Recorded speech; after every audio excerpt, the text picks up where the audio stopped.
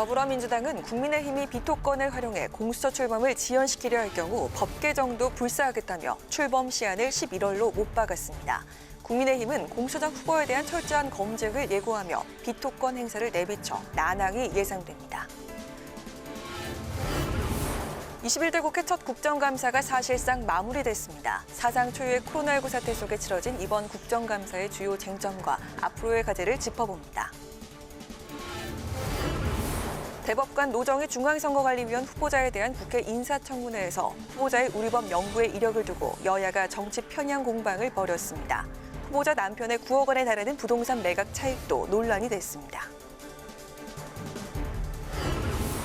뉴스앤 파워 인터뷰. 오늘은 국회 법사위 소속의 더불어민주당 박주민 의원과 함께 21대 첫 국정감사에 대한 평가와 공수처 설립 등 법사위 현안에 대한 여당의 입장을 들어봅니다.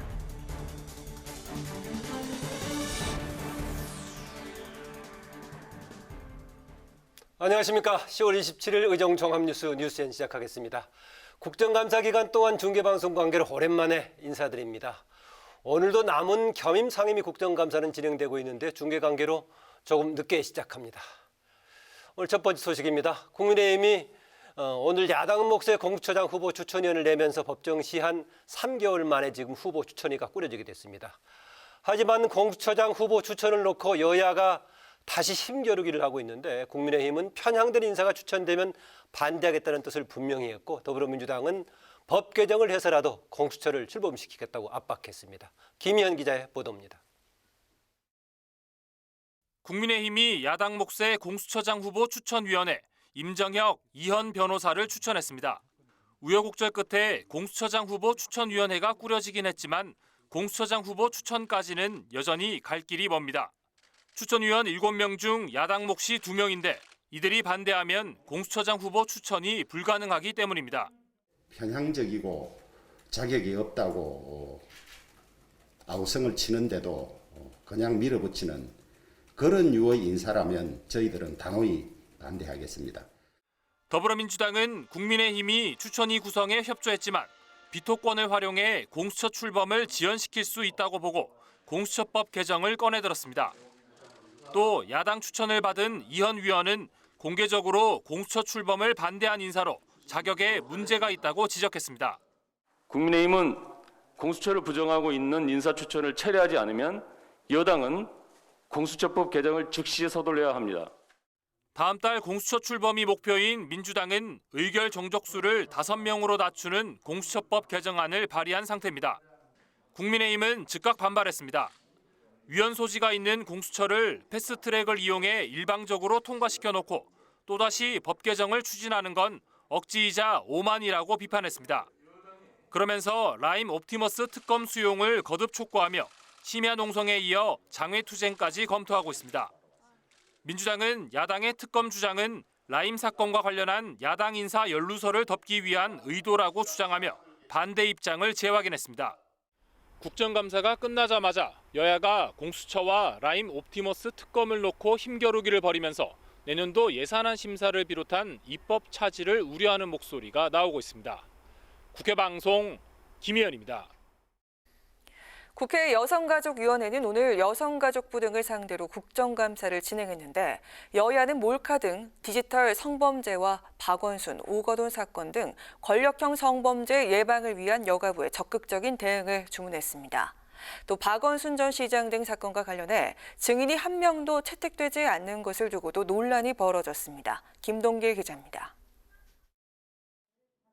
여가위 국감에서 의원들은 성범죄 도구로 악용되는 몰래카메라 장비가 무분별하게 유통되고 있다고 지적했습니다. 본인이나 성인 인증 절차 없이 구매할 수 있다며 제도적 보완이 필요하다고 강조했습니다. 성희롱, 성폭행, 불륜 외도, 협박 공갈, 파파라치까지 목적에 맞게 잘 선택하도록 아주 친절하게 세분화해 놓았습니다. 규제할 수 있는 관계 대책을 조금 더 적극적으로 마련해야겠다고 생각을 하고 있습니다. 야당은 고 박원순 전 서울시장에 대한 수사가 전혀 진척이 없다고 비판했습니다. 또 성폭력 신고센터에 익명의 상담수가 늘어나는 등 권력형 성범죄는 매년 증가하고 있는데도 여성가족부가 안일하게 대처하고 있다고 질타했습니다. 이번 그 사건을 통해서 권력형 성범죄의 용기 있는 그 피해자가 앞으로 안 나올까봐, 나오지 않을까봐 사실 이것이 가장 우려스럽습니다. 증인 채택을 놓고 여야 간 공방도 벌어졌습니다. 국민의힘은 고 박원순 전 서울시장과 오거돈 전 부산시장의 권력형 성범죄와 관련한 증인 참고인 채택이 한 명도 되지 않았다며 강한 유감이라고 밝혔습니다. 이에 대해 더불어민주당은 통상적으로 수사나 재판 중인 사안에 대해서는 증인을 부르지 않는 게 관례라고 반박했습니다. 이 밖에 국정감사에서는 조두순 만기 출소에 따른 대응책으로 약물 치료 등 실효성 있는 대책이 필요하다는 의견이 제시됐고, 아이 돌봄 서비스의 아동 학대가 증가하고 있는 데 대한 개선책이 필요하다는 목소리도 나왔습니다. 국회 방송 김동길입니다. 국회 행정안전위원회는 노정희 중앙선거관리위원 후보자 인사청문회를 열었습니다. 후보자 배우자의 부동산 투기 여부를 놓고 공방이 벌어졌는데요. 노 후보자는 정치적 편향성 지적엔 공정위 업무에 임했다고 일축했습니다. 보도에 한도영 기자입니다. 여당은 노정희 중앙선거관리위원 후보자의 배우자가 3년 만에 요양병원 설립 목적의 부동산을 매각해 9억여 원의 시세 차익을 거둔 데 대해 투자 목적이 아니라고 옹호했습니다. 매수 후 투입된 설비 비용, 시설 가치 상승 등을 감안하면 시세 차익 규모도 부풀려졌다고 주장했습니다. 요양원 시설 설비를 하는 등 상당한 비용이 지출이 됐고요. 그다음에 매도 대금은 그러한 가치 증가와 요양원 시설 설비 등이 평가되어 정해진 것으로 보입니다. 야당은 노 후보자의 배우자가 전형적인 부동산 투기를 했다고 비판했습니다. 시설 공사가 이뤄지지 않았다는 이유로 임대인 대상 소송을 제기해 헐값에 부동산을 매수하고 시설 투자 후 단기간에 매각한 정황 등을 볼 때 투기로밖에 볼 수 없다는 겁니다. 시설비 등 막대한 투자를 해놓고 불과 3년 만에 병원을 이전한다. 이것은 제가 볼 때 일반 상식적으로 맞지 않다. 노 후보자의 정치적 편향성 여부를 놓고도 공방이 벌어졌습니다. 노 후보자는 헌법상 독립적인 기관 대법원의 구성원으로 공정히 업무를 수행해왔다며 정치적 편향 우려를 반박했습니다. 우리 법 연구의 민변 활동이 저는 개인적으로는 학술하고 연구하는 곳이고 약자를 위한 후보자의 여러 가지 성향을 봤을 때 이 후보자의 선관위원장 등극은 문재인 정부의 입맛에 맞는 선거관리위원회 구성의 활용 점정이 아닐까. 진보냐 보수냐 이렇게 단일 기준에 의해서 가르는 것에 대해서 동의하기 어렵습니다. 노 후보자가 작년 주심을 맡았던 육군 대대장 부사관 폭행 대법원 판결이 이례적으로 하급심에서 뒤집힌 것과 관련해 야당 의원들은 노 후보자가 기본 법리도 이해하지 못한다고 비판했습니다. 노 후보자는 군사시설 내 폭행이라는 내용의 포함 여부에 따라 판결 결과에 차이가 났고 대법원은 사실심리 권한이 없다고 덧붙였습니다. 2022년 대통령 선거와 지방선거를 동시에 치르는 방안과 관련해 노 후보자는 지방정책을 중심으로 논의가 쏠릴 우려도 있다며 면밀히 검토하겠다고 답했습니다. 선관위원 중 대법관을 호선해 중앙선관위원장을 임명하는 관례에 따라 청문회를 통과하면 노 후보자는 첫 여성 중앙선관위원장을 맡게 됩니다. 국회 방송 한도영입니다. 21대 첫 국정감사가 대부분 마무리됐습니다. 올해 국감은 라임 옵티머스 사태로 시작해 윤석열, 추미애 공방으로 끝났단 말이 나오고 있는데요. 올해 국감에서 주목받았던 주요 이슈들을 홍혜진 기자가 정리해봤습니다. 21대 국회 첫 국정감사가 지난 7일 시작해 3주간의 일정을 마쳤습니다. 국감은 국민을 대표해 국회의원들이 정부 기관을 감사하고 실정을 바로잡기 위한 것인 만큼 야당의 시간이라고 불립니다. 하지만 올해 국감은 라임 옵티머스 사태에 대한 여야 공방으로 시작해 윤석열 검찰총장과 추미애 법무부 장관 충돌로 끝나면서 야당의 존재감은 부족했고 여당은 과도하게 정부를 감싸기만 한 국감이었다는 평가가 나오고 있습니다. 국감 초반 수천억 원대 금융 사기 사건인 라임 옵티머스 사태를 놓고 상임위 곳곳에서 책임 공방이 벌어졌습니다. 금감원 등의 관리 감독 소홀에 대해선 여야가 한 목소리로 비판했습니다. 다만 국민의힘은 여권 인사 개입 정황이 있는 권력형 비리 게이트라며 특검을 촉구했고 민주당은 단순 금융 사기 사건인데 야당이 도를 넘는 정치 공세를 하고 있다고 맞받았습니다. 옵티머스 측의 문건에 나온 당사자가 아닌 누구로부터도 이러한 전화를 이 사업과 관련된 전화를 추천 또는 부탁 또는 하라고 지시 이런 전화 또는 면담으로서 지시받거나 부탁받거나 한 사실이 있습니까 없습니까? 그러면 제가 이렇게 정리를 할 수 있나요? 투자한 사실이 없다. 그리고 아직 그 사업 타당성 조사도 한 단계도 아니다. 그리고 뭐 이현재 전 부총리 관계 만난 적도 없다.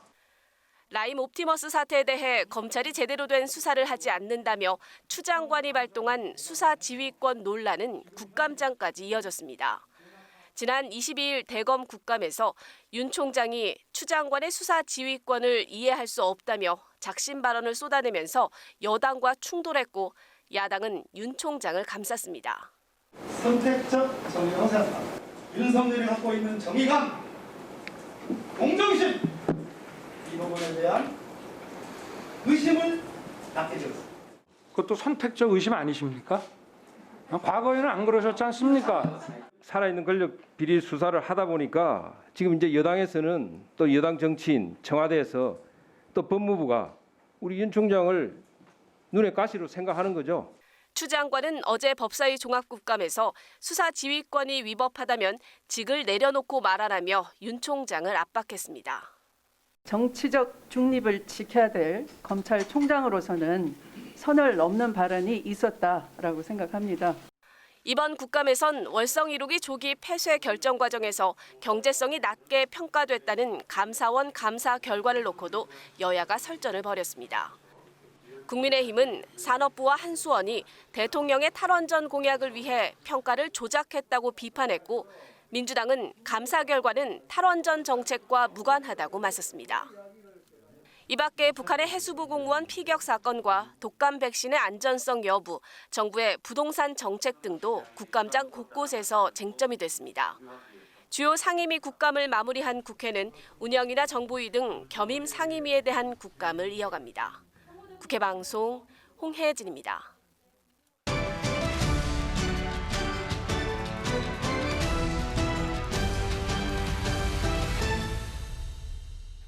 네, 이슈 분석 장정현 기자입니다. 어서 오십시오. 어서 오세요. 네, 21대 첫 이제 국정감사 정기적인 것은 이제 어제까지 진행이 됐는데요. 코로나19 사태로 예년의 국감하고는 여러 가지 면에서 다른 모습이었죠. 네, 이번 국감 언택트로 진행이 됐는데 예. 국회 방역 지침을 지키기 위해서 국감장 안에 인원을 제한했습니다. 예. 또 현장에서 진행하던 국감도 대폭 축소했고요. 때문에 취재진과 보좌진 또 국회와 이 피감기관 측 인원들로 빼곡했던 이 국감장은 한산했는데요. 이 국토위 같은 경우에는 의원들도 10명 정도만 국감장 안에 있게 해 질의 순서가 아닌 의원들은 자리를 떠야 했고요.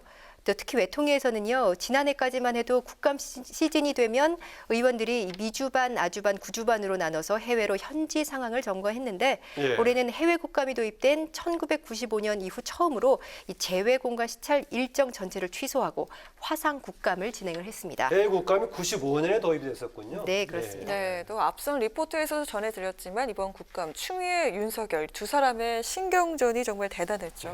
네, 이 후반기에 진행된 법사위 국감 이번 국정감사의 하이라이트라고 해도 과언이 아닙니다. 추미애 법무부 장관으로 시작해서 윤석열 검찰총장으로 끝났다. 이런 해석이 나올 정도로 이번 국감에서 이 두 사람의 신경전 대단했고 또 발언은 화제가 됐는데요. 법사위 같은 날 같은 자리에서 주고받은 이야기는 아니었지만 결국 서로를 향한 날선 발언들이었습니다. 특히 수사 지휘권 발동 여부를 놓고 이 갈등이 고조됐는데 국감 현장 발언들 들어보시겠습니다. 상당히 의심스러운 점이 많기 때문에 당연히 법무부 장관으로서는 법에 의한 그 수사에 대한 지휘권을 발동한 것이 적법한 것이고요. 또 필요했던 것이고 또 긴박했던 것이고요. 중형의 선고가 예상되는 이런 사람들의 그 어떤 그 얘기 하나를 가지고 총장의 지휘권을 박탈하고 검찰을 이렇게 공박하는 거는 좀 비상식적이라고 저는 생각합니다. 네, 이처럼 이 지휘 관계에 관한 두 사람의 신경전은 계속됐습니다. 윤 총장이 작심한 듯 밝힌 발언들의 파장을 컸는데요. 검찰총장은 법무부 장관의 부하가 아니다. 이것을 놓고도 정치권 안팎에서 갑론을박이 펼쳐졌는데요. 논란이 됐던 윤 총장의 발언과 이 추 장관의 발언 이어서 들어보시겠습니다.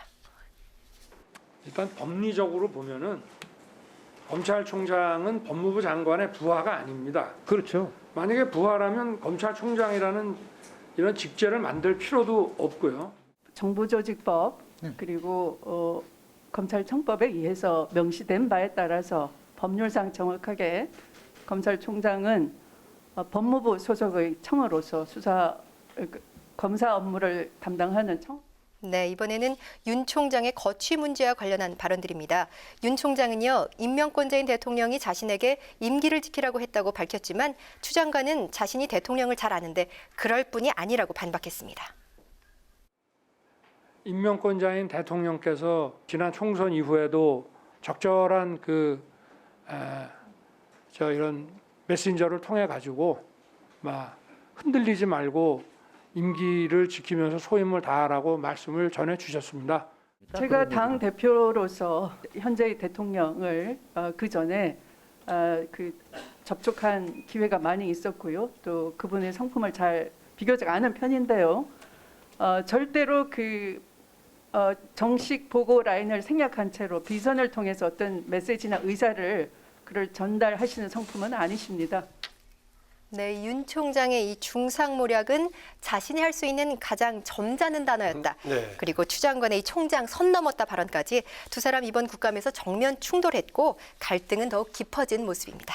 네, 지방자치단체의 국감도 있었는데요. 그중 경기도 국감이 좀 화제가 됐습니다. 네, 그렇습니다. 네, 최근에 사법 족쇄를 끊어낸 이재명 경기지사 또 거침없는 발언들로 계속 화제가 되고 있는데요. 자치사무에 대한 국감의 당위적이 의무적인 것은 아니다 하면서 거부 의사를 밝혀서 국감장에서 논란이 됐죠. 네, 그렇습니다. 지난 19일 이재명 경기지사가 SNS에 올린 글로 국감장이 시끌시끌했습니다.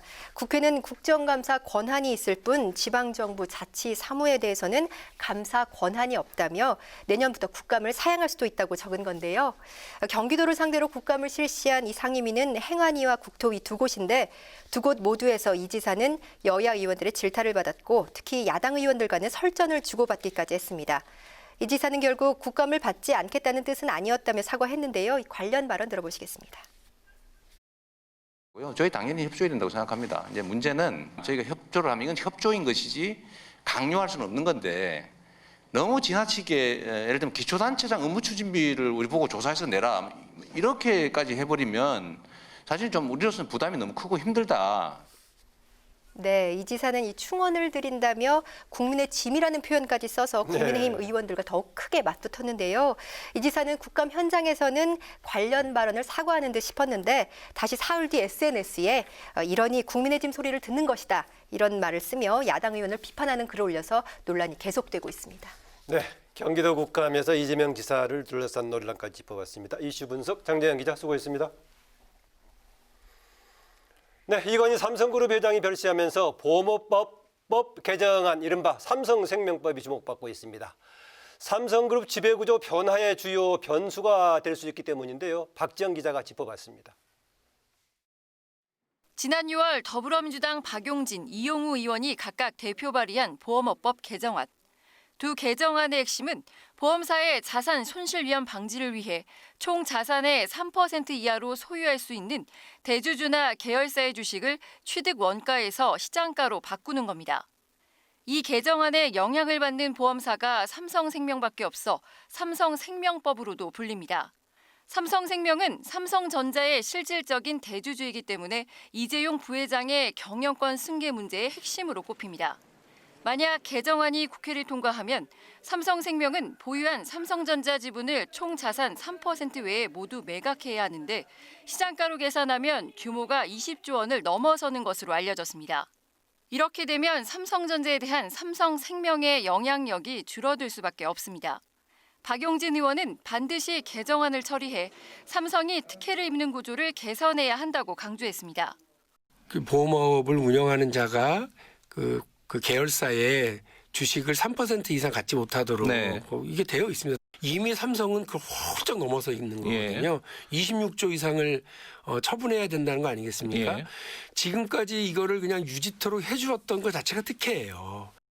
이 같은 내용의 보험업법 개정안은 지난 19대 국회와 20대 국회에서도 발의됐지만 통과로 이어지지는 못했습니다. 21대 국회에 다시 논의의 테이블에 오르게 된 보험업법 개정안. 거대 여당이 추진하고 여기에 금융당국도 법안의 방향성에 공감한다는 입장을 밝혀 이번 국회에서 처리 여부가 주목됩니다. 국회방송 박지영입니다. 더불어민주당이 5.18 역사 왜곡 처벌법 개정안 등 관련 법안을 이번 정기국회 회기내 처리하기 위해 본격적인 입법 추진에 나섰습니다. 민주당은 오늘 의원총회에서 5.18 진상규명특별법과 역사 왜곡 처벌법 개정안을 만장일치로 당론으로 채택하고 국회의원가에 제출했습니다. 5.18 진상규명특별법 개정안은 계엄군에 의한 성폭력과 발포 책임 등 조사위의 진상규명이 필요한 조사 항목을 늘리고 조사 권한을 강화하는 내용을 담고 있습니다. 5.18 역사 왜곡 처벌법 개정안은 5.18 민주화 운동을 비방 왜곡, 날조하는 경우 7년 이하의 징역이나 7천만 원 이하의 벌금형에 처하는 내용입니다. 국민의힘 주호영 원내대표가 호남권 지역 현안 해결과 내년도 예산 확보에 적극 나서겠다고 약속했습니다. 주 원내대표는 오늘 국민의힘 호남권 예산정책협의회에서 국민의힘은 호남에 많은 빚을 지고 있다며 이같이 밝혔습니다. 또 광주가 인공지능 혁신산업 도시로서 미래 전략 산업에 대한 투자가 이뤄지도록 지원하겠다고 강조했습니다. 국민의힘은 어제 충청권을 시작으로 다음 달 6일까지 전국 6개 권역에서 예산 정책 투어를 이어갑니다. 한국과 러시아의 수교 30주년을 기념하는 특별 전시회가 국회에서 열렸습니다. 전시회에는 박병석 국회의장과 안드레이 쿨릭 주한 러시아 대사 등이 참석해 30년간의 양국 수교 사진과 러시아 전통 의상 등을 돌아봤습니다. 박 의장은 러시아와 한국은 친북방 정책과 급동 개발의 핵심 파트너로서 서로에게 중요한 동반자라며 관계가 더 발전하길 기대한다고 말했습니다. 박병석 국회의장이 유인경 전 경향신문 선임기자를 국회방송 자문위원으로 위촉했습니다. 박 의장은 국민에게 다가가는 국회가 되기 위해 국회방송 자문위원들이 힘써주길 바란다고 당부했습니다. 방송과 언론, 학계 전문가로 구성된 자문위원회는 국회방송이 국회와 국민의 가교 역할에 충실할 수 있도록 자문 역할을 수행하게 됩니다.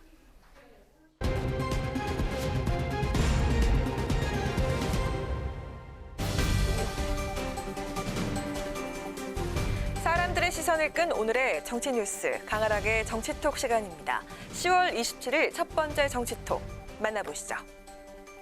21대 국회 첫 국정감사가 사실상 마무리되면서 여야는 민생 현안 점검과 입법 마련에 집중하는 모습입니다. 특히 민주당 이낙연 대표는 오늘 택배 노동자들의 근로 현장을 찾아 최근 과로사 문제가 부각되고 있는 택배 노동자들의 근로 여건 개선을 위한 대책 마련을 약속했다고 하는데요. 어떤 내용이었을까요? 사고는 끊이지 않고 이번 달에도 과로사가 이어졌고 스스로 목숨을 끊으신 경우도 있었고 참으로 참담한 마음을 금할 길이 없네요. 오늘 오전 서울 마포구에 위치한 한진택배 마포터미널을 찾아 택배 분류 작업 현장을 둘러본 민주당 이낙연 대표는 최근 연달아 발생하고 있는 택배 노동자들의 과로사 문제를 언급하며 참담한 마음을 금할 수가 없다고 안타까움을 드러냈습니다. 특히 이 대표는 택배 노동자들이 많이 겪는 질환이 심혈관계라며 그 이유로 과로와 스트레스, 식사를 들었는데요. 이 대표는 그 요인이 한 번에 개선돼야만 비극이 반복되지 않을 것이라며 택배 회사 경영진을 향해 택배 기사들의 과로사를 가볍게 봐서는 안 된다고 당부했습니다. 이어 문제 해결을 위해 이번 정기국회 내에 택배 노동자의 처우 개선을 위한 법들을 조속히 처리하겠다고 약속했는데요. 택배 산업의 전반적인 생태계를 재정비하도록 하는 생활물류서비스산업발전법의 회기내 처리는 물론 산업재해가 발생했을 때 사업주에 대한 처벌을 강화하는 중대재해기업처벌법에 대해서도 취지를 살리는 대원칙을 지키면서 다른 관련 법과 병합심의하겠다고 밝혔습니다. 택배 노동자들의 과로사로 추정되는 사망사고, 올해만 벌써 13명에 달하고 있습니다. 택배 회사들은 심야 배송 중단에 나서고 있고 정치권도 여야 할 것 없이 관련 법과 대책 마련에 나섰는데요. 코로나19로 과로가 일상화된 택배 기사들의 열악한 노동 환경이 이제부터라도 개선될 수 있도록 모두가 함께 뜻을 모아야겠습니다. 이어서 오늘의 두 번째 정치톡입니다. 국정감사 마지막 날인 어제였죠. 청와대 최재성 정무수석과 국민의힘 주호영 원내대표가 회동했다는 소식이 전해져 눈길을 끌었습니다. 주 원내대표는 지난 7월 문 대통령을 향해서 10개 항의 공개 질의를 한 적이 있었는데요. 어제 최 수석이 이에 대한 대통령의 답변서를 가져왔지만 주 원내대표는 받지 못한 것으로 알려졌습니다. 어떻게 된 일일까요? 어제 오전 국회의원회관에서 최 수석을 만난 주 원내대표는 지난 7월 16일 문 대통령의 제21대 국회 개원 연설을 앞두고 10대 공개 질의를 했던 사실을 언급하며 서운함을 드러냈습니다. 100일이 지나도 답이 없었다. 대단히 무시당하고 있다고 생각한다며 대통령에게 드리는 두 번째 10가지 공개 질의서를 다시 최 수석에게 전달했는데요. 여기에는 월성 1호기 조기 폐쇄, 추미애 법무부 장관 문제, 공수처 출범 등의 내용이 담긴 것으로 전해졌습니다. 이에 최 수석은 서면으로 질문 답변할 수 있는 건 아니라고 본다며 만나서 나눠야 할 말씀이라고 답했습니다. 문제는 회동이 끝난 이후였습니다. 대통령의 답변서를 안 가져와 야당이 무시당했다는 기사들이 나오자 민주당은 사실관계를 바로 잡고자 공유한다며 사실은 최 수석이 답변서를 가져왔었다고 밝힌 건데요. 애초 비공개 일정으로 답변을 전하려 했는데 주 원내대표가 공개 일정으로 전환하면서 전달하지 못했다는 설명이었습니다. 그리고 최 수석이 주호영 원내대표 10대 질의 답변서라고 적힌 문서를 손에 대고 있는 사진이 일제히 보도됐습니다. 이에 국민의힘 배현진 원내대변인은 공개 질의의 답변을 왜 비공개로 전달하냐면서 청와대가 제1야당과 소통 노력을 했다는 뻔한 쇼를 해보려고 한 것이 아니길 바란다고 지적했습니다. 주 원내대표는 여야정 상설협의체를 가동하려면 야당과의 소통이 중요하다는 점을 거듭 강조했다고 하는데요. 어제 받지 못한 대통령의 답변서 대신 직접 만나서 듣고 대화를 통해 소통하는 날이 빨리 오길 바랍니다. 지금까지 강아랑의 정치톡이었습니다.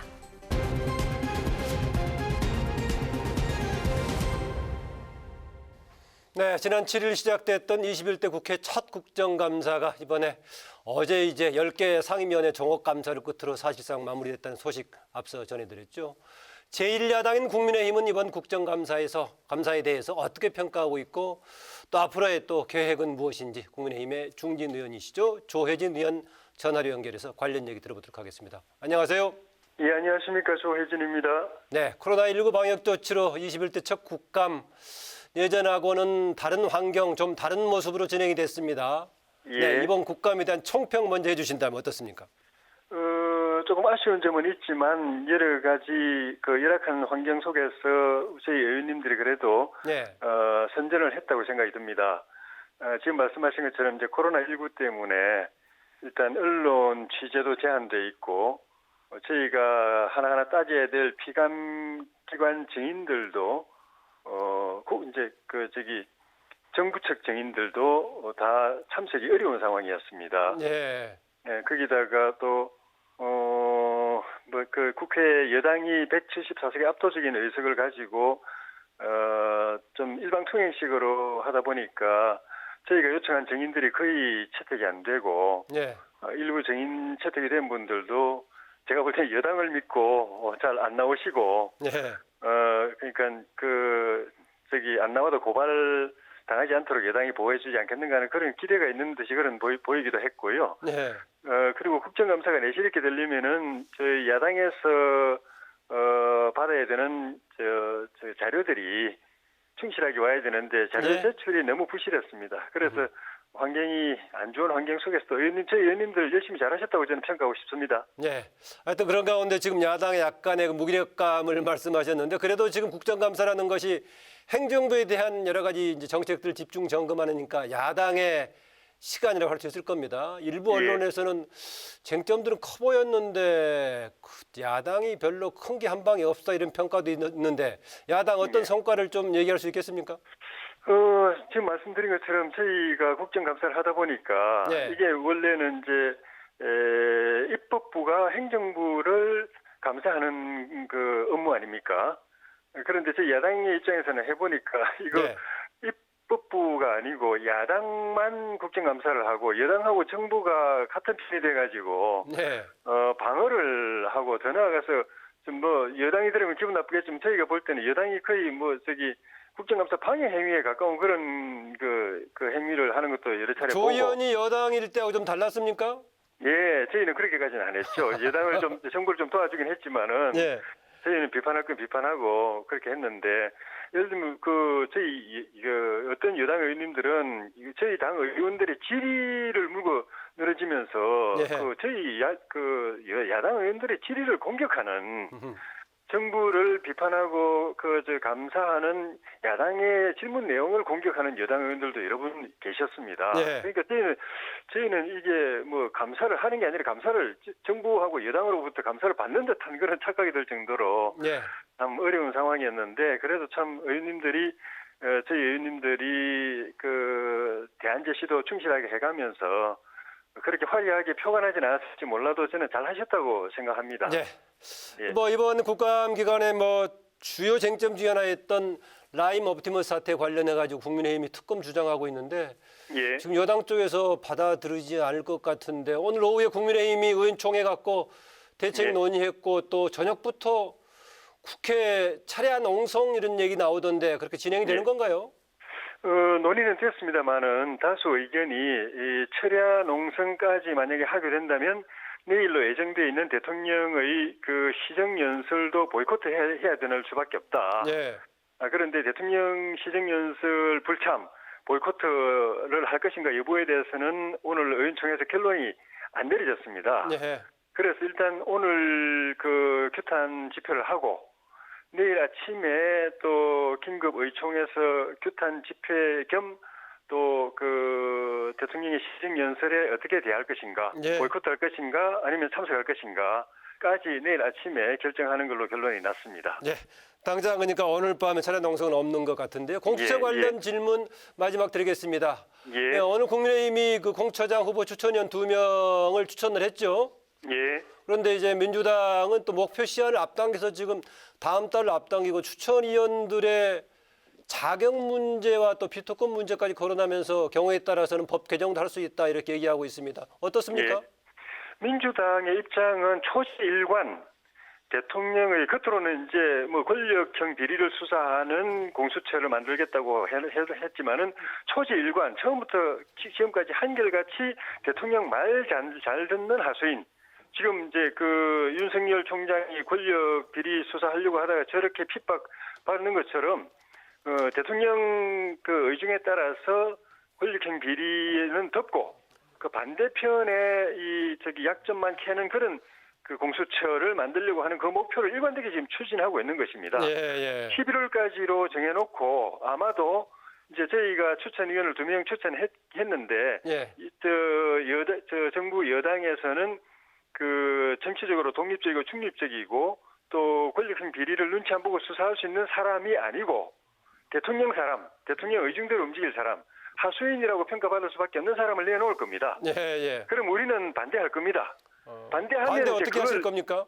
그냥 반대하는 거죠. 반대하면 비토권 일단은 행사하겠다. 예. 2명이 저희 당 추천위원 2분이 반대하면 임명이 안 되지 않습니까? 예. 안 되면 이제 여당은 그걸 핑계 삼아 가지고 우리의 우리 비토권까지도 박탈하는 법 개정을 해가지고 결국은 자기들이 원하는 하수인 공수처장, 네. 허수아비 공수처장을 관철할 겁니다. 그런 목적으로 갈 겁니다.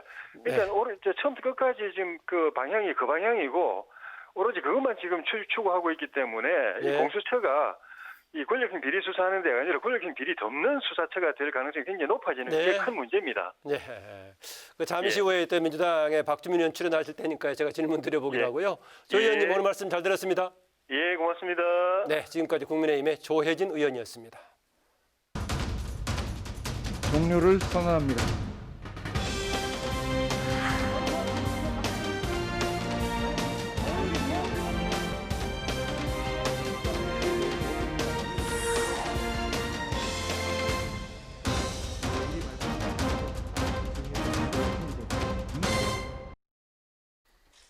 네, 이번 시간은 뉴스엔의 파워 인터뷰 코너입니다. 지난 3주간에 걸쳐 있었던 21대 국회 첫 국정감사, 여야가 각종 현안을 놓고 뜨겁게 맞부딪혀 왔는데요. 그중에서도 가장 많은 관심이 집중됐던 상임위죠. 국회 법사위입니다. 법사위 소속의 더불어민주당의 박주민 의원과 함께 이번 국감에 대한 평가와 법사위 또 현안 관련 얘기 나눠보도록 하겠습니다. 박 의원님 어서 오십시오. 예, 안녕하십니까. 예, 먼저 이번 국감 총평 어떻습니까? 이번 국감은 사실 야당의 무대가 될 것이다라고 많은 분들이 예측을 했던 것 같은데 네. 실제로는 좀 한 방이 없지 않았나 그런 생각과 평가를 하고 있습니다. 예. 야당의 무대를 살리지 못했다 이런 평가예요. 네. 왜 그렇다고 보십니까, 야당이? 뭐 예를 들어서 뭐 추미애 장관 아들 같은 경우도 아들 문제 같은 경우도 했던 얘기를 거의 반복하는 수준에 그쳤고요. 네. 라임이라든지 옵티머스 같이 새롭게 이제 부각된 현안들에 대해서도 뭔가 좀 새로운 사실 뭐 이런 것 없이 기존에 나왔던 주장을 되풀이하는 정도의 수준에 그쳤던 것 같습니다. 네. 네, 이번 국감 기간에 대형 이슈들이 많았는데요. 법사위가 그 한가운데 있었죠. 네, 그랬죠. 이번 국감에서 가장 큰 성과로 꼽을 수 있는 내용 그리고 아쉬웠던 부분이 있다면 어떤 게 있을까요? 개인적으로는 제가 이제 지적한 부분 중에 법원이 가구 같은 사무 집기들을 구매할 때 수의계약을 체결하는데 그 수의계약 과정이 좀 이상하다라는 부분, 그다음에 수의계약을 체결하면은 국가계약법에 따라서 공개하게 되어 있는데 전국의 법원 중에 공개하고 있는 법원이 아무 곳도 없더라고요. 그래서 그런 부분을 지적을 해서 법원행정처가 전수검사를 하겠다, 전체 법원에 대해서, 그리고 시정하겠다라는 약속을 했기 때문에 그런 부분을 통해서 좀 어떻게 보면 세금도 좀 앞으로 줄일 수 있는 계기가 됐던 거, 이런 것들이 좀 의미가 있는 것 같고요. 네. 그 외에 이제 옵티머스나 라임에 대해서 사실 야당이나 일부 언론이 제기했던 그런 의혹이 사실상 실체는 다른 곳에 있다라는 부분을 조금 주장하고 했던 것들, 이런 것들이 좀 기억에 남습니다. 예, 제가 박주민 의원님께 다른 질문 하나 드리겠는데요. 의원님들이 그 국회의원 배지 말고도 리본이나 배지를 하고 다니는데 박주민 의원님 여러 개 있는데 뭐 어떤 거 여기 있습니까? 5개 있는데. 저는 이건 세월호고요. 예. 그다음에 여기는 제주 4.3. 제주 4.3. 여기 위안부 피해자 할머니. 예. 이쪽에는 여수 순천. 예. 그다음에 세월호 배지입니다. 팔찌도 보이네요. 네, 팔찌도 제가 3개 차고 다녀요. 예. 그래서 이제 아마 그 시청자분들이 박주민 의원이 특히 이제 뭐 여러 개 하신 분들이 있지만 특히 이렇게 여러 가지 배지를 하고 있어서 제가 한번 설명드렸고요. 조금 전에 이제 법사위 관련 얘기했는데요. 그 중에 세간에 관심이 집중됐던 사안부터 먼저 짚어보죠. 보니까 그 언론 보도를 보니까 윤석열 검찰총장이 출석했던 대검 국정감사 21위였던가요? 네. 이때가 생방송 시청률이 가장 높았다, 10%에 달했다 그랬었는데요. 다음 날 아침 보니까 윤석열 총장의 부하가 아니다, 이게 일면에 머리기사로 되게 많이 나오고 했던데, 윤 총장의 여러 가지 발언들, 장관 부하가 아니다, 또 지휘권 막탈, 비상시이고 심지어는 위법 뭐 비슷한 말도 썼던 것 같기도 한데, 이건 어떻게 보셨습니까? 글쎄요, 뭐 법사위 상에서도 그 문제를 많이 다루긴 다뤘었는데요. 뭐 부하다라는 단어 자체가 갖고 있는 그런 것보다는 사실은 이제 정부조직법 상에서, 그리고 검찰청법 상에서 법무부 장관하고 검찰총장의 관계에 대해서 좀 명확하게 짚어볼 필요가 있는 대목이었어요. 다 아시겠지만 이제 정부조직법에 따르면 검찰권을 행사하는 사람은 이제 법무부 장관으로 되어 있고요. 그것을 잘 행사하기 위해서 외청으로 검찰청을 주도록 되어 있죠. 그리고 검찰청법에 따르면 이제 법무부 장관이 검찰 사무를 총괄하면서 일반적인 사무에 대해서 지시할 수 있고, 개별적인 사건의 수사에 대해서는 검찰총장을 통해서 지휘할 수 있도록 되어 있기 때문에 이 지휘 관계, 감독 관계에 있어서는 이제 명확하게 법무부 장관의 지휘와 검찰총장의 지휘가 구분되는데, 사실 이제 그런 법의 어떤 취지나 내용 등을 좀 무시한 채 윤석열 총장이 좀 발언을 했던 것 같아요. 무시하는 겁니까? 달리 해석하는 겁니까? 제가 봤을 때는 이제 그 법무부 장관의 지휘 자체가 불법하다라고 주장을 하면서 나왔던 거기 때문에 사실 그 발언은 이제 법무부 장관의 지휘를 따를 필요가 없다라는 취지로도 해석될 수도 있는 얘기였거든요. 예. 그래서 그런 부분은 제가 봤을 때는 좀 법의 취지나 내용을 무시한 것이다, 이렇게 보여집니다. 예. 네, 또 윤 총장의 퇴임 후 국민을 위해 봉사하겠다 이런 발언을 놓고도 정치권 안팎에서 해석과 반응이 분분한데요. 대선이 1년 3개월 정도 앞으로 다가왔습니다. 야권에서 대권 주자로 윤석열 관심을 갖고 있는데요. 이 민주당이나 의원님 입장은 어떻습니까? 전 사실 이제 윤석열 총장의 여러 발언이 좀 문제가 있었지만 그 퇴임 후에 정치를 할 수도 있다, 정치를 할 것이다라고 해석될 수 있었던 그 발언을 한 부분이 가장 큰 문제라고 생각합니다. 이 발언을 통해서 어떤 문제가 야기되냐면요. 향후에 검찰이 내놓는 수사 결과나 또는 어떤 사건의 수사에 착수했다거나 하는 것이 다 정치적인 의미를 가진 것으로 해석될 수가 있습니다. 그러니까 본인이 검찰의 중립성과 독립성을 강하게 주장하면서 오히려 그 정반대로 검찰 조직 전체를 정치판으로 끌고 들어간 겁니다. 그래서 굉장히 위험한 발언이고 이 발언을 한 것에 대해서는 제 생각에는 검찰 내부에서도 좀 비판이 나올 수밖에 없는 대목이라고 생각합니다. 또 지금 이번에 윤석열 총장 관련해가지고 지금 이제 옵티머스 처리했던 문제, 여기에 대한 감찰 얘기가 나오고 있는데 그 당시에 수사를 책임졌던 지검에서 중앙지검의 형사 7부장인가요? 보니까 6부장입니다. 원주 지금 지청장 나오고 있는데 원주 그분이 본인이 직접 책임을 지고 했고 정결 사항이었기 때문에 윤 총장은 뭐 책임질 일이 아니고 당시에 또 무혐의로 할 만하게 전파진흥원이든가 이쪽에서 돈을 다시 되돌려 받았기 때문에 끝났다.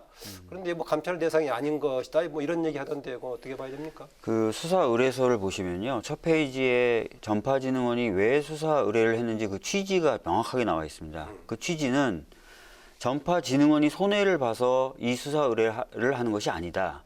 우리들이 이 투자 구조를 살펴봤더니 이 투자 구조가 굉장히 이상하다.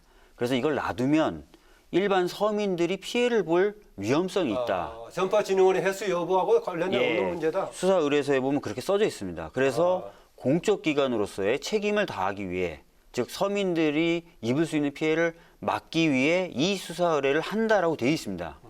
그런데 이제 검찰총장이나 지금 그 형사 6부장이었던 원주지검장의 얘기는 전파진흥원이 피해를 안 봤다라고 얘기하는 거예요. 수사 의뢰의 취지와 전혀 상관없는 얘기를 하고 있는 것이죠. 그러면 혹시 그 김 부장, 지금 지청장 그 사람도 감찰 대상이 될 수 있다라고 보시나요? 글쎄요, 그 부분은 뭐 제가 뭐 이렇게 저렇게 얘기하기는 어려울 것 같고요. 그리고 감찰이 지금 당장 결정된 건 아니고 감찰 여부에 대해서 검토하겠다라고 얘기하신 거니까 법무장관이 그 부분 좀 지켜보시면 될 것 같습니다. 네, 또 라임 옵티머스 사건에 대해서 국민의힘은 특검을 주장하면서 특검 법안도 발의를 한 상황인데요. 민주당은 특검 거부 의사를 밝혔죠. 이 특검이 아니라면 앞으로 이 문제 어떻게 풀어가야 한다고 생각하십니까? 예, 우선 특검이라고 하는 제도의 운영 시스템을 좀 보셔야 되는데요. 특검을 발동시키려면 현재 있는 상설특검법을 활용하거나 아니면 특검법을 별도로 만들어야 됩니다. 그럼 특검법을 만드는 데 시간이 걸리겠죠. 그다음에 특검법이 만들어진 뒤에도 그 특검법에 따른 특검 추천 과정을 거쳐야 됩니다. 그래서 특검이 추천이 되거나 결정이 되면 그 뒤에 그 특검이 일할 수 있는 기반을 갖춰야 됩니다. 통상 4, 5개월이 걸립니다. 그러면 4, 5개월 후에 가동되는 특검을 이 지금 현재 벌어지고 있는 상황에 유효한 진상규명 수단으로 쓴다는 것 자체가 좀 말이 안 되죠. 그래서 저희들은 이것은 정치 공세다라고 보는 것이고요. 현재 이제 법무부 또는 대검에서의 감찰 그리고 수사팀의 수사가 예정이 되어 있기 때문에 신속하게 진행되는 이것의 결과를 보고 이게 정말 이상하게 결과가 나왔다, 만족스럽지 않다. 그러면 그때 가서 특검을 논해도 저는 상관없다고 생각합니다. 그건 나중에는 생각해 볼 수 있지만 현재로서는 뭐 특검 대상이 아니다라고 보고 있고요. 지금 특검을 얘기하기 시작해서 특검 발동 때까지 최소한 5개월 걸립니다. 실용성도 없고 그렇다라는 말씀이시군요. 이번 국감에 사실상 아주 중요하게 쟁점이 됐던 것 중에 하나가 월성 1호기 관련 얘기였습니다. 나중에 윤석열 총장 추미애 장관 논란이 공방이 워낙 비중이 커버리니까 약간 묻히는 경향이 있긴 했었는데 지금 그 최 감사원장, 최재형 감사원장은 지금 감사 저항이 심했다 했던 발언이라든가 여러 가지 뭐 얘기를 하고 있습니다. 그러면서 이제 최 원장이 최근에 여당에서 오히려 비판하는 얘기를 하다 보니까 오히려 국회가 요구할 경우에 감사 과정의 모든 자료, 진술 내용을 공개하겠다 했었는데 공개 필요하다고 보십니까? 실제로 제가 이제 저희 당 간사 얘기를 들어보니까요. 그 자료 공개에 대해서 논의를 하고 있었대요. 어떤 식으로 어떤 내용을 요구를 할 것인가. 근데 그 사이에 이제 국민의힘 쪽에서 고발을 한 겁니다. 고발을 하면 아시다시피 이제 수사가 진행되게 돼 있지 않습니까? 어느 부분을 고발한 거죠? 저도 그 부분을 정확히 지금 파악하고 나오지 못했는데요. 그렇게 되면 이제 수사가 진행될 수 있는 사건에 대해서 자료를 보고 국회가 먼저 평가를 하거나 그 내용을 대중에게 공개하게 돼버리는 것이 돼버립니다. 그러면은 과연 이게 적절한 것인가에 대한 논란이 있겠죠. 그래서 그런 부분에 대해서 지금까지 법사위에서는 안 해왔거나 되도록이면 자제해 왔었습니다. 그래서 일단은 고발을 해놨기 때문에 그 고발된 사건의 그럼 수사 진행 추이라든지 결론을 보고 자료 공개에 대해서는 이제 별도로 논의하든지 해야 되지 않나 이렇게 생각하고 있습니다. 지금 이제 공수처장 후보 추천형 관련 좀 질문을 드리겠습니다. 그동안에 국민의힘 쪽에서는 헌재 결정이 난 이후에 보자라고 했었는데 어쨌든 간에 오늘 추천위원 2명의 명단을 오전에 제출했습니다. 그런데 임정혁 변호사하고 또 이제 이현 변호사 있었는데 이현 변호사 관련해 가지고 당시 이제 박근혜 정부 시절에 세월호 특조위 부위원장 맡아서 논란 그때 사퇴하고 해서 자격 문제를 진척하고 있는데 그냥 그 자격 논란거리가 된다고 보십니까? 아니 조건 이렇게 게시하는데 문제가 된다고 보십니까? 아시다시피 이제 여러 수사 결과라든지 언론 보도를 통해서 이현 당시 그 부위원장이 특조위의 활동에 지장을 주려고 했었던 부분에 대해서 문제 제기가 된 바가 있죠.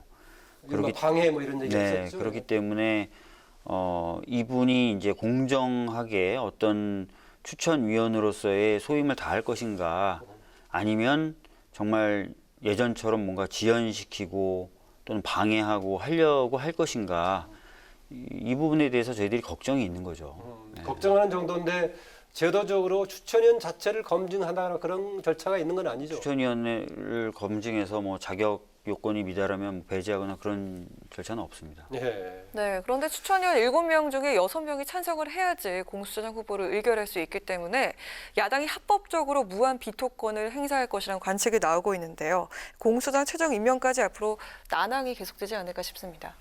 만약에 이제 저희가 걱정했던 대로 이현 변호사나 이런 분들이 공수처 출범을 지연시킬 목적이라면 그 비토권을 무제한 또는 다수 행사할 수가 있겠죠. 사실 이제 그런 부분이 저희들이 걱정이 되기 때문에 지금 법 개정이라든지 이런 부분도 고민하고 있는 것입니다. 그런데 법 개정 관련해서 제가 추가 질문 드리면은 공수처법 만들 때 이른바 비토권을 이른바 정권에 혹시 뭐 도구가 될 위험성을 막는 핵심적인 장치로 얘기를 했었는데 만약에 그것을 개정해 버린다면은 처음에 논의됐던 핵심이 좀 바뀌는 게 아닌가 그런 생각도 드는데요. 비토권의 목적은 방금 말씀하셨던 대로 좀 더 중립적이고 독립적인 공수처장 후보가 나올 수 있도록 만드는 장치지 비토권의 목적이 공수처 출범을 지연하거나 막는 것은 아니거든요. 그런데 이 제도를 아까 말씀드렸던 대로 공수처 출범을 막 심대하게 지연시키거나 심지어 막는 장치로 사용된다면 입법 목적과 취지하고는 배치되는 것입니다. 그래서 그런 부분에 대해서는 좀 명확하게 할 필요가 있다고 생각합니다. 네, 또 박주민 의원께서 발의 준비 중인 낙태죄 폐지 관련 개정안 얘기도 좀 짚어보겠습니다. 이달 초에 낙태죄 유지 입장에 담긴 정부의 이제 입법 예고안이 발표가 되면 찬반 논란이 이어지고 있는데 어떻습니까? 지금 당이 박 의원님이 준비한 안하고 정부안 병합심사의 절충안 마련하기로 했다 이렇게 들었는데 박 의원의 취지, 핵심 내용 어떤 겁니까? 저는 이제 기본적으로 헌법재판소의 결정에 여러 가지 의미들을 고려하고 그동안 사회적으로 이루어져 왔던 논의들을 좀 반영해야 될 필요가 있는데 정부안이 오히려 낙태죄를 영구화시켜버릴 수도 있다는 우려를 가지고 있었습니다. 그래서 형법에서 낙태죄를 삭제하고 모자보건법의 인공임신 중단의 절차와 과정에 대해서 규정을 두는 식으로 큰 틀을 잡았고요. 그렇지만 이제 그 산모의 어떤 건강이라든지 여러 가지를 위한 제도는 필요해서 그런 제도를 두고 그 제도가 근데 돌아가려면은 약간의 강제 조치가 필요하기 때문에 어떤 제도와 절차에 따르지 않고 인공 임신 중단 시술을 한 의사에게는 일정한 불이익을 주는 방식으로 그렇게 법안을 설계했습니다. 다른 나라들에서 낙태죄 폐지가 큰 쟁점이 되어 왔었는데 최근에 동향은 어떻습니까? 다른 나라들의? 다른 나라들의 경우 제가 이제 입법 예를 쭉 찾아보니까 굉장히 다양하더라고요. 그래서 그 사회에서 어떤 합의가 있느냐에 따라서 그 내용이 달라질 것 같고요. 뭐 주수로 제한하는 나라도 있고 또 주수별로 어떤 프로세스를 달리하는 나라들도 있고요. 그래서 일반적으로 이렇다라고 말씀드리기가 참 어렵습니다. 네, 앞으로 남은 정기국회 또 연말까지 어떤 부분에 주안점을 두고 의정활동을 할 계획이신지 마지막으로 들어보도록 하겠습니다. 제가 오랫동안 고민해왔던 법들이 좀 있어요. 아까 이제 이낙연 대표님 공정 관련된 보도에도 나왔는데 중대재해기업처벌법도 지금 준비하고 있고요. 세월호 관련된 진상규명을 좀 더 실효성 있게 하기 위한 사회적 참사 진상규명특별위원회 법을 개정하는 내용을 지금 다 만들어서 그 특위, 저희 당 내에 있는 세월호 특위 내 의원들이 회람하고 있습니다. 그것도 지금 준비하고 있고요. 방금 여쭤보셨던 낙태죄, 그다음에 제가 이제 지금까지 약간 사회적으로 금기시되었던 문신을 조금 합법화하는 그런 내용의 법안도 지금 준비하고 있고 발의를 곧 할 예정입니다. 그런 법안들을 발의해서 좀 더 어떻게 보면은 지금까지 나왔던 여러 가지 이야기들이 좀 정리되는 그런 모습들을 좀 보여드리고 싶은 부분이 있습니다. 네, 계획하신 지금 여러 가지 입법들 잘 추진되기를 바라고요. 활약 기대하겠습니다. 네, 감사합니다. 고맙습니다. 네, 뉴스 파워 인터뷰 지금까지 더불어민주당의 박주민 의원과 함께했습니다.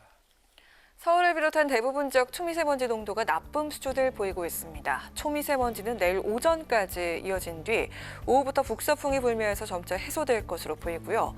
초미세먼지는 미세먼지보다 입자가 작아서 호흡기 건강에 더 해롭습니다. 외출 시에는 반드시 미세먼지용 마스크를 착용하시기 바랍니다.